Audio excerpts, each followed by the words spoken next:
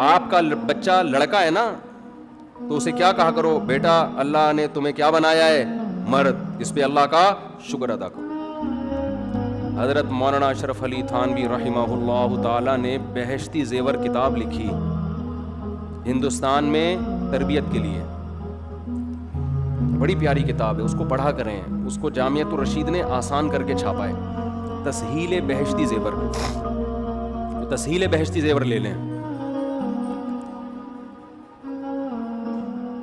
کہ ماؤں کو چاہیے جب بھی آپ کا لڑکا, آپ کا بچہ چھوٹا کوئی بھی ایسے کام کرے جس میں نسوانیت کی بو آ رہی ہو, میں ان کا مفہوم اپنی زبان میں بیان کر رہا ہوں, جس میں لگ رہا ہو کہ یہ تھوڑا لیڈیز پن آ رہا ہے, اس میں لڑکیوں کے ساتھ زیادہ کھیل رہا ہے, لڑکیوں والے کھیل کھیل رہا ہے, گڑیا گڈے سے کھیل رہا ہے, اس طرح کی چیزیں کر رہا ہے, تو ماں کو چاہیے اپنے بچے کو سمجھائے, بیٹا تم تو ماشاءاللہ کیا ہو, مرد ہو, تم کیا کرو, مردوں والے کام. اس کو احساس دلاؤ کہ اللہ نے تم پر, دیکھو عورت ہونا کوئی عیب نہیں ہے, لیکن مرد ہونا زیادہ بڑی نعمت ہے. عورت ہونا عیب نہیں ہے, لیکن مرد ہونا یہ زیادہ بڑی نعمت ہے. عورت ہونا عیب کیوں نہیں ہے, اس کی دلیل بھی قرآن سے ملتی ہے, اور مرد ہونا زیادہ بڑی نعمت ہے, اس کی دلیل بھی ہمیں قرآن سے ملتی ہے. دیکھو قرآن نے جہاں بیٹی کا تذکرہ کیا, قرآن کیا کہتا ہے, یَهَبُ لِمَن یَشَاءُ إِنَاثًا. یہ بھی اسلام کا اعتدال ہے نا. یورپ نے مرد اور عورت کو ایک صف میں لا کے کھڑا کر دیا, فرق ہی ختم کر دیا, حالانکہ فزیکلی دونوں میں بہت فرق ہے.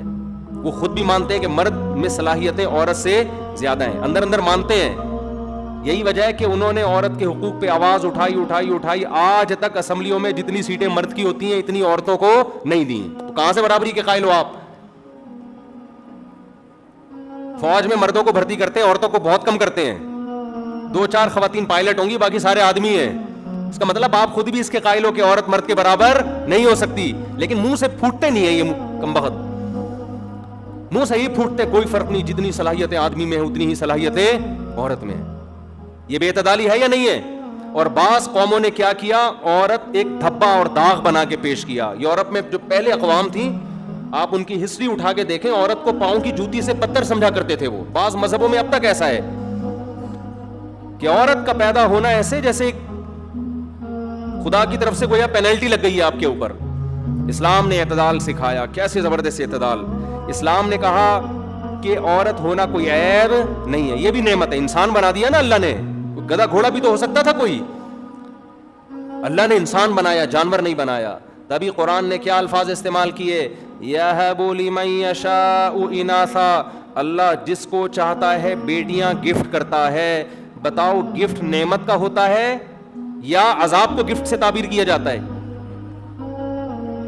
گفٹ جو چیز ہوتی ہے وہ تحفہ ہوتا ہے نا, تو بیٹیاں گاڈ گفٹڈ ہے, سائز سے پتہ چلتا ہے ہمیں. اور اناسا جمع کا صیغہ ہے, کم سے کم 3 پر اطلاق ہوتا ہے اس کا, کم سے کم 3 پر. یَهَبُ لِمَن یَشَاءُ إِنَاثًا, جس کو چاہتا ہوں بیٹیاں گفٹ. تو اس سے پتہ چلتا ہے کسی کے گھر میں بیٹی کا پیدا ہو جانا یہ خدا کی طرف سے عذاب نہیں ہے, نعمت ہے.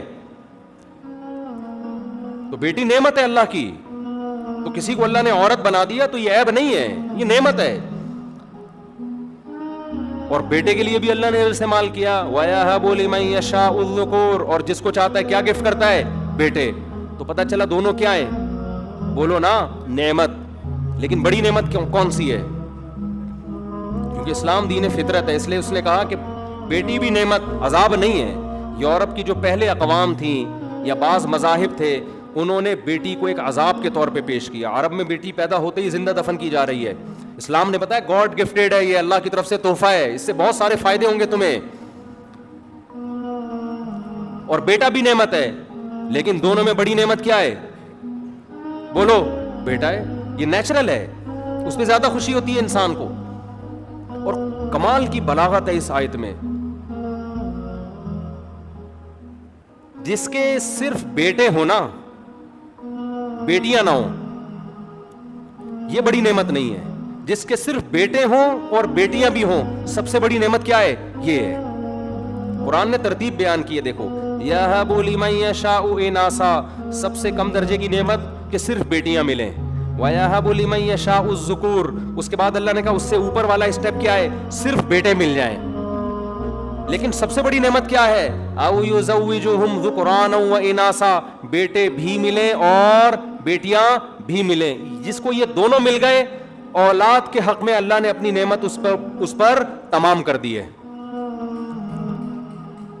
تو اگر کسی کے بیٹے ہی بیٹے ہیں، بیٹی نہیں ہے، تو پھر اس کے لیے بیٹی زیادہ بڑی نعمت ہے بیٹے سے، کیونکہ بیٹے تو ہے نا پہلے سے اس کے پاس. بتاؤ اس سے زیادہ اعتدال والی بات دنیا میں کوئی مذہب کر سکتا ہے؟ بولو نا، کر سکتا ہے کوئی؟ تو دونوں کو اللہ نے نعمت قرار دیا، بیٹی کو بھی اور بیٹے کو بھی. تو سب سے بڑی نعمت کیا ہے؟ بیٹے بھی ہوں اور بیٹیاں بھی.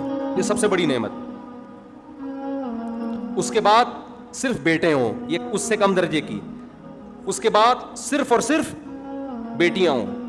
اور اللہ نے نعمت نہیں دی وَيَجْعَلُ مَن يَشَاءُ عَقِيمًا، جس کو چاہتا ہوں بانجھ بنا دیتا ہوں، اولاد کی نعمت سے محروم کر دیتا ہوں. یہ ہے کہ اللہ نے نعمت نہیں دی، آزمائش ہے اس کے لیے یہ. تو اسلام نے عورت کو بھی نعمت اور مرد کو بھی. لیکن جہاں دونوں میں تقابل آئے گا تو قرآن نے کیا کہا؟ وَلِلرِّجَالِ عَلَيْهِنَّ دَرَجَةٌ، ہم نے مردوں کو عورت پر ایک درجہ فضیلت دی ہے. میں سمجھا پا رہا ہوں اپنی بات؟ یہی وجہ ہے کہ جب بیٹی پیدا ہوتی ہے اسلام نے کہا خوشی مناؤ، اور خوشی میں کتنے بکرے کاٹو؟ ایک بکرا. غم منانے کی اجازت نہیں ہے، رونے کی اجازت نہیں ہے. رونے کے موقع پہ دعوتیں نہیں ہوتی، عقیقہ ایک دعوت ہے. تو بکرا کاٹ کے خوشی مناؤ. اللہ نے ہمیں کیا دی ہے؟ بیٹی. اور اگر بیٹا ہو جائے تو ڈبل خوشی مناؤ. کتنے بکرے کاٹو؟ 2 بکرے کاٹو آپ. اس پہ ایتھیسٹ لوگ کہتے ہیں کہ اس بکرے کا کیا قصور ہے؟ سمجھ رہے؟ اس بکرے کا کیا قصور؟ یہ وہی سوال ہے جیسے ایک صاحب نے بقرعید میں گائے لائے، ذبح کی، تو وہ بیچاری حاملہ تھی، اس کے بچہ تھا، وہ بچہ بھی مر گیا. تو کہنے لگے اس معصوم بچے کا کیا قصور تھا؟ میں نے کہا اس کی ماں کی کیا ناجائز تعلقات تھے کسی سے جو آپ نے اس کو کاٹ دیا؟ جانور سارے بے قصور ہی ہوتے ہیں بھائی، ان کا کوئی قصور، تبھی تو ان کا حساب و کتاب نہیں ہے ایسے جیسے انسانوں کا ہوگا. بات یہ ہے کہ ان کو اللہ نے ہمارے لیے بنایا ہے. اصل بات یہ ہے، اگر ہمارے لیے نہیں بنایا تو ایک چھپکلی بھی نہیں مار سکتے آپ، چھپکلی بھی. اور اگر ہمارے لیے بنایا ہے تو کاٹو کھاؤ بھائی.